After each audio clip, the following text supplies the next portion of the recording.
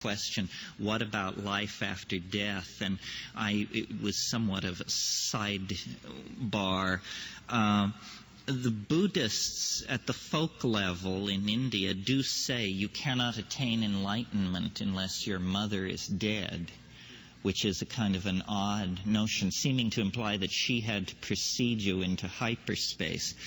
When you die, what you do is you literally, as appears to happen, you dissolve. And where you go is forward and backward into time, not like a gas released into time, but along the tracks and trails of the genetic machinery. In other words, you flow into your children, and you become, let's make a very simple model and say at the moment of death you become your children and your parents. A few moments later you become your grandchildren and your grandparents.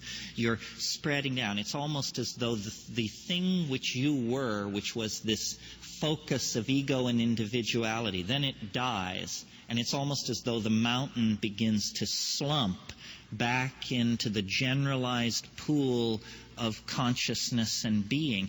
That's why I have somewhat less patience maybe than I should have with the idea of channeling and come as you were parties and that sort of thing, because it seems to me the key to understanding the idea of reincarnation and past lives is that you were everybody.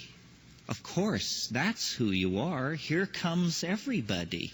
You know, you weren't just that shepherd girl or that Roman emperor or that Greek fellow. You're everybody, and you can find your way into the great genetic telephone system and ring anybody's bell in history. Well, then it would be absurd to claim you were that person. That would be as absurd as claiming that anybody you could call on the telephone is who you are. No, it's that we are everyone.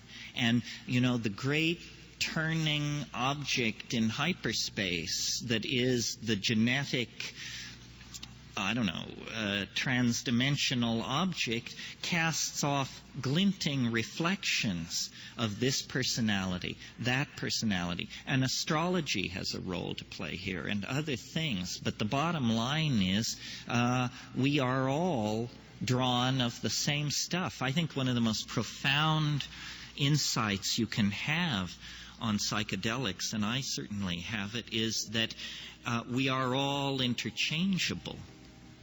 You know, anybody could do my job, and I'm pretty confident I could do almost anybody's job. We define ourselves otherwise, but in watching the rise of my own career, it's a kind of being deputized, chosen for the job. It's just they said, well, he can do it. He has the gift of gab, so give him the credit line. But it could have been anybody. Our uniqueness is real on one level, but on another level, it's fairly illusory.